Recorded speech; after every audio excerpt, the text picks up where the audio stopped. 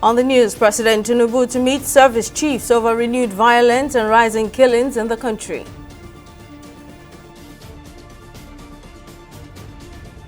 Prominent Christian leaders raise concerns over continued killings of Christians in northern Nigeria.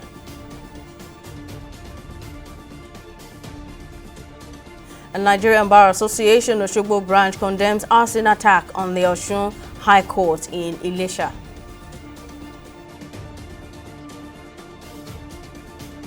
Hello and welcome to News Now on TV 360 Nigeria. I'm Sinisala Atiku. Amid renewed insecurity in some parts of the country, President Bola Tinubu is due to meet with the service chiefs of the country to review the situation and discuss measures to contain it. The president returned to Nigeria on Monday night from his 18-day working visit to Paris and London. The presidency has blamed state governors for some of the security challenges, especially the recent incidents in Plateau, Benue and Enugu states. It cited the governors' poor funding of security outfits in their states despite receiving humongous security votes. And the Benue state government has linked the recent violence to efforts by the attackers to displace residents and take over ancestral lands. Addressing journalists at the government house in Makurdi, the state governor Hyacinth Alia says the wave of deadly attacks on communities in the states, which have left at least 11 people dead, is part of a coordinated land-grabbing plot by armed groups. According to the governor, while security operatives have been deployed to restore calm in the affected areas, top security officials, including the police commissioner and homeland security personnel, have been sent in for assessment. He added that the National Security Advisor, Nuhu Ribadu, had assured him the federal government would boost support to the state. Meanwhile, the Christians in Plateau State have on Monday staged a peace walk in protest against the incessant killings ravaging communities in the state. The peace walk, organized by the joint leadership of the Church Denominational Leaders Forum and the Christian Association of Nigeria Plateau State Chapter, was also a tribute to the victims and an appeal for justice. According to the organizers, the protest is a direct response to the continuous and bloody assaults on Plateau communities, especially those killed in recent attacks on Rui, Horti and Zike in Bokos and Basa local government areas. The April 2025 attacks in Bokos and Basa has claimed over 100 lives, marking one of the deadliest incidents since the Christmas Eve massacre in 2023, which left about 150 people dead in Bokos alone. A former assistant director at the Department of State Services, Dennis Amakri, joins me on the news to discuss the latest violent attacks in the country. Thank you very much for your time. Now, what's your take on these renewed attacks, especially in the north? Do you think that the government is losing ground in the fight against insecurity in the country? Well, thank you very much for having me. You know, this has been discussed all over last week and this week, of course, where some governors have come out to say, especially the governor of Burkina State, that we're losing grounds. And of course, I think maybe it's because of the inadequacy of our military personnel who are more engaged in other duties in the 36 states of the country. But I'm happy that right now the president is back and he has invited the security chiefs to come for a tete-a-tete. It might be a time to re-strategize. Mr. Makri, now these attacks are, worse. They're worse in Benue, Plateau, and even Borno State. What would you say are factors responsible for the return of these attacks? Personally, my analysis on this is that we're not giving it enough attention that it requires, and we have not re-strategized to deal with it they dealt with.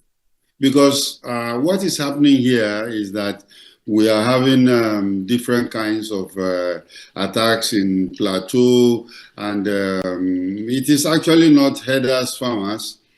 I think there are more to it. More to it in the sense that there are new infusion, like, outsiders that are in there, and their own is not just to kill, but to occupy because of mineral resources. So I think the meeting that they're having today is going to look at this properly. The meeting between President Bola Tinubu and the security chiefs in the wake of these attacks, what do you think the government should do? What should be the government approach in tackling this challenge? Yes, thank you very much for that. I feel that, with all the security chiefs sitting down around the table, should start re-strategizing. We are not going to depend on the old identification. The threats that were identified before as herders, farmers, or wherever should not be the mainstay now. I think we should go beyond at looking at, the infusion of foreigners, the mineral resources that they are looking for, and all the rest of the things that are happening there, and then put them in context, because we cannot continue to allow these things going. The life of Nigerians matter. And if we don't do something about it, we'll continue to lose our citizens. Our former Assistant Director at the Department of State Services, Mr. Dennis Amakri, thank you very much for talking to us and for sharing your thoughts as always. Prominent Christian leaders in the country have raised concerns over the continued killings in northern Nigeria, calling for empathy from their counterparts in the south. Speaking at a concert to raise funds for victims of insurgency in northern Nigeria, organized by the Foundation of Truth Assembly Church in Lagos, the leaders say awareness needs to be created on the plight of victims of insurgency in the northern region. On his part, the former Vice President Shimaju, who spoke in a video message, urged Christians across Nigeria to increase awareness about the killings and raise funds for the well-being of the children and widows of the deceased. This cross-charity is more relevant now than ever before, especially as we witness killings in north-central Nigeria, in Plateau, in Benue, a menace that has gone on almost annually for over 30 years. I urge all present today, whether you represent a ministry or not, to become financial partners with the cross charity. This is the kind of religion that God expects us to practice. So the church in the south just had an handshake with the church in the north, trying to see what we can do as an intervention to support the cause of humanity, not just Christianity. So it's beyond a Christian cause, it's a cause for humanity. We've got to wake up as a people. We don't have guns, we can't fight back with bullets. But what we can do is to fight back through our own humanitarian interventions, which is cross charity, to go out there and especially educate the people that are out of school, the out of school children, most importantly the pastors who've lost their lives and they've left behind widows and orphans. And those orphans may just be out there in the cold, no education, no hope, nothing to sustain them. So we as a people, we as a church, we as a group, as an NGO, as you know what to call it, have decided to intervene through pulling resources together, but not to build houses, but to just give hope and provide school fees and empowerment for our widows out there in the north. If nothing is done to stop this thing, we will just be gathering widows. We'll be paying school fees. So is that what the church will do forever? So the whole church in the north will just be filled with widows. Moving on, in a bid to restore public confidence in Nigeria's judicial sector, the Human and Environmental Development Agenda header has advocated greater accountability and independence within the judiciary, aiming to prevent political interference in human rights and corruption cases. The organization, in collaboration with the MacArthur Foundation, made the call on Tuesday in Lagos during the 5th edition of its Leadership Approval Rating event. Delivering his address, Header's Executive Secretary Sulaiman Aribabu presented the results of a survey which revealed that widespread allegations of corruption within the judiciary have significantly eroded public confidence in the system. They challenge us to ask critical questions about judicial independence, the ethical conduct of legal practitioners, and the extent to which the judiciary defends human rights, especially in its interactions with law enforcement agencies. At HEDA, we strongly believe that public accountability must be rooted in public perceptions. Citizens' opinions about the judiciary are not just a measure of institutional performance, they are a call to action. Only by listening to these voices can we begin to chart a realistic path towards meaningful reform. The recommendations outlined in this report are both comprehensive and urgent. They include ensuring full judicial autonomy, reforming the National Judicial Council to enhance its effectiveness, leveraging technology to increase transparency, and fostering ethical professionalism within the judiciary and legal practices. These are not mere suggestions. They are imperative for restoring public trust and safeguarding the integrity of our administration of justice system. Ladies and gentlemen, the journey to a reformed judiciary is not one that will be smooth or swift. It requires unwavering political will, active civic engagement, and sustained commitment from all stakeholders, including you and I. The judiciary can only function effectively when it earns and maintains the trust of the people it serves. Its legitimacy must be built not only on constitutional mandate, but also on public confidence. Meanwhile, the Nigerian Bar Association Oshogbo branch has strongly condemned the arson attack on the Osun High Court in Ilesha on Monday, destroying the entire building along with sensitive court documents and exhibits. In a statement in Oshogbo, the NBA chairman, Yemi Abiono, described the incident as a heinous attack that threatens justice delivery and the rule of law.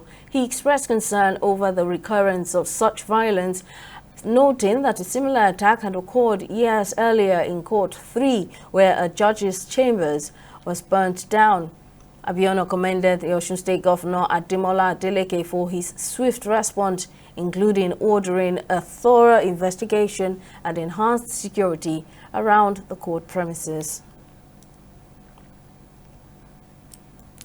And over time, non-renewable energy sources have contributed significantly to global pollution, as burning them releases harmful chemicals into the atmosphere, driving climate change and causing respiratory health issues. In commemoration of the 55th World Earth Day celebration themed Our Power, Our Planet, environmentalists in Nigeria are advocating for a transition to clean renewable energy sources for electricity generation. Speaking at the event, environmentalist Desmond Majekudumi highlights that Nigeria has the resources to lead Africa in renewable electricity production. This year, the emphasis is on trying to persuade people to transit into using clean, renewable sources for producing electricity. However, this can be a problem for those nations that rely very heavily on oil for their economy. But the reality is that oil is a limited resource that will inevitably run out, especially if we're burning it as a fossil fuel. And there are so many other uses for oil in the modern world. So for a great country like Nigeria that has tremendous amounts of natural gas as well, this could be the transition fuel as we head towards clean energy sources, of which we have abundance. Nature has provided us with tremendous amounts of sunlight on a yearly basis. We have areas in our country that have almost constant wind blowing, and we also have water sources that are moving. We have rivers and streams, and we also have the oceans. When these various natural sources are tapped, we can lead the way as the giant of Africa to be the leader in the production of electricity from clean, renewable sources. A group of protesters under the aegis of Concerned Citizens Against Corruption have on Tuesday stormed the office of the Attorney General of the Federation and Minister of Justice to demand the prosecution of former Group Chief Executive Officer of the Nigerian National Petroleum Company Limited, Mele Kyari, while also demanding a thorough investigation into the company's transactions for the past 5 years. The protesters, led by its convener Kabir Matazu, expressed disappointment that despite Kyari's sack, along with the entire NNPCL board on April 2, 2025, no steps have been taken to investigate the alleged corrupt practices under Kyari's leadership. The group highlights the controversy surrounding the rehabilitation and restreaming of government-owned refineries, citing allegations of billions of dollars being spent without transparency. Nigerians are disenchanted that Mr. President has only removed the former corrupt leadership without taking the necessary steps to investigate how Mele Kyari and his cabal bled this country dry in various ways, which we believe is still hurting the country economically as we speak. In this regard, a sore point of fraud surrounding the rehabilitation and the restreaming of the government-owned refineries, the figures and the facts are simply not adding up. We wish to submit this petition to the Attorney General and Minister of Justice that we are giving the government 2 weeks ultimatum within which to act on this petition. Else, we will march on the street. Yes. We will continue to fight. Yes. We will continue to agitate. Yes. Because the corrupt leadership under Mele Kyari has put this country in an economic quagmire. Yes. And as such, for President Bola Tinubu to assure Nigerians and to get the confidence of Nigerians, and for him to get our support for second term, the corrupt leadership of Mele Kyari must be investigated. Yes. We'll take a short break. It's still to come on News Now. Burkina Faso foils coup plot, blames exiled officers in Ivory Coast. Stay with us for details.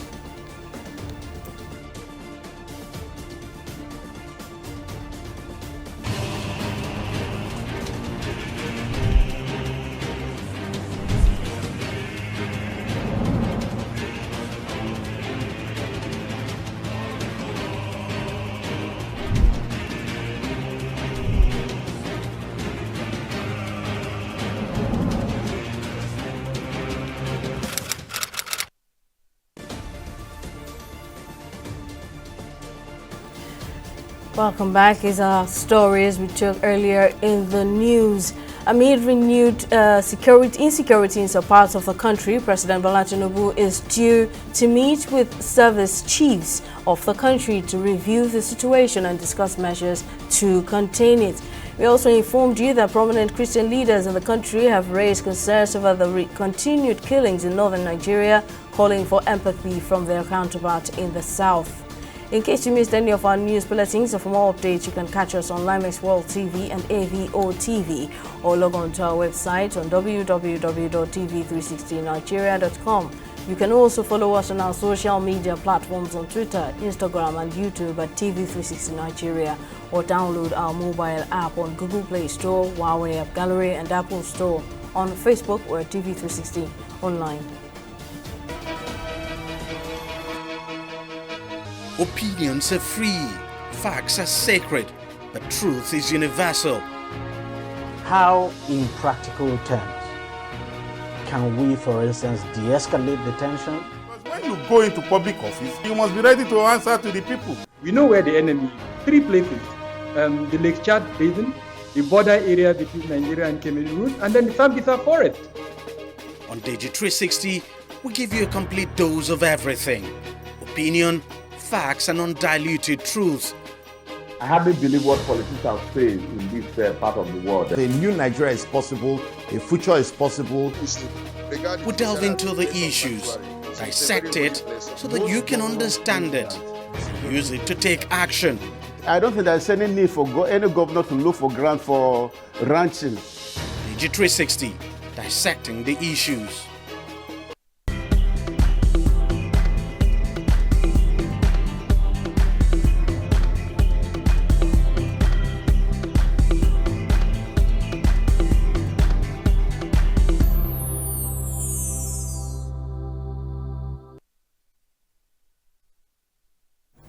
Let's now switch to business news. Tamilore Akinkuolie has the latest. Over to you, Tamilore. Thank you, Simi. Hello and welcome to business news. Now, the International Monetary Fund, IMF, has downgraded its economic growth forecast for Nigeria in 2025 to 3.0%, citing a decline in global crude oil prices.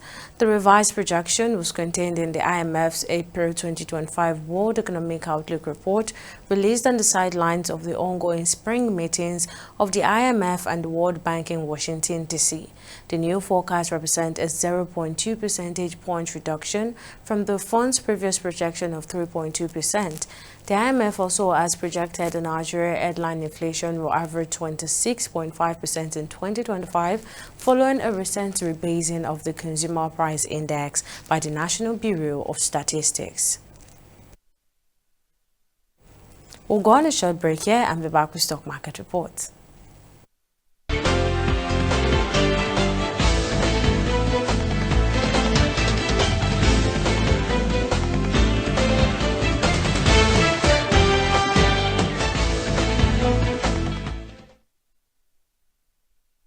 And the Nigerian stock market opened the holiday shortened week on a strong note, with the market gaining 318 billion naira on Tuesday. The all-share price index of Nigerian exchange rose by 0.49%, pushing the market capitalization to 65.817 trillion naira when compared to the previous figure of 65.499 trillion naira. Now, driving the rally was strong investors' interest in key stocks, particularly Nigerian bureaus, international bureaus, the initiate Japan Gold and Cornerstone Insurance. Now, international bureaus climbed up from 5 naira 50 kobo to 6 naira 5 kobo, followed by Nigerian bureaus which grew to 39 naira 80 kobo from 36 naira 20 kobo. Now, in total, investors traded over 353 million volumes of shares, worth more than 7.1 billion naira across 13,734 deals. Now, meanwhile, on the global scene, it's a mixed trading day among major indices. Now, Japan's Nikkei posted a slight decline, down by 0.17%. Now, into the foreign exchange market, where the naira continues to depreciate among major international currencies. The dollar now trades at 1,615 naira, the British pound at 2,050 naira, and the euros at 1,710 naira. And that's a quick look at today's market performance. Over to you, Simi, for the rest of the news. Thank you, Tamilore. And elsewhere, Burkina Faso's military-led government has announced that it successfully thwarted what it described as a major coup plot targeting junta leader Captain Ibrahim Traoré.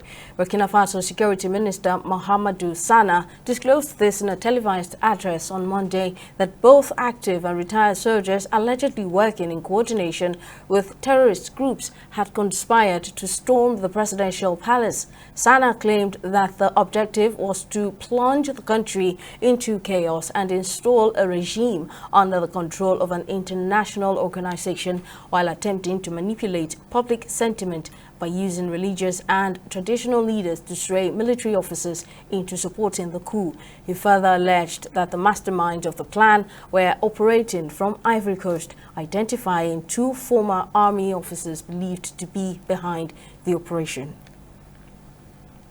And the Vatican has officially announced that the funeral for Pope Francis will be held on Saturday at 10 a.m. local time in St. Peter's Square. Cardinals met at the Vatican to schedule Pope Francis' funeral and burial plan at the conclave to elect his successor and make other decisions about running the Catholic Church. The solemn mass will be presided over by the Dean of the College Cardinals, Cardinal Giovanni Battista Re. Pope Francis, who passed away on Monday at the age of 88 following a stroke and cardiac arrest, will lie in state beginning Wednesday in St. Peter's Basilica, allowing the faithful to pay their final respects. And on sports, no fewer than 44 players have been removed by the nationwide League One after a comprehensive medical checkup conducted by authorized doctors to ascertain their medical conditions and fitness levels found them wanting. The lower division body made this known in a statement posted on its official X handle on Tuesday. According to a statement from the media department for Africa's largest grassroots league, the affected players come from 31 teams registered for the 2025 season, with Ofa Football Club having the highest number of 6 players, and also certified 4 players of Camp Pro of FCT Abuja unfit for the season on medical grounds. The NLO emphasized the importance of regular medical examinations to prevent potential sudden deaths among players. And a former technical director of the Athletics Federation of Nigeria, Sunday Adeleye, has declared his intention to contest for the presidency of the federation as the race for the top position intensifies ahead of the AFN elections next month. In his address, Adeleye assured stakeholders that his administration will be transparent and responsible in the management of resources, particularly those from World Athletics and other sponsors. He highlighted plans to boost the capacity of Nigerian coaches, emphasizing local expertise over foreign reliance. And that's all on news now. Thank you very much for watching. We'll see you again next time.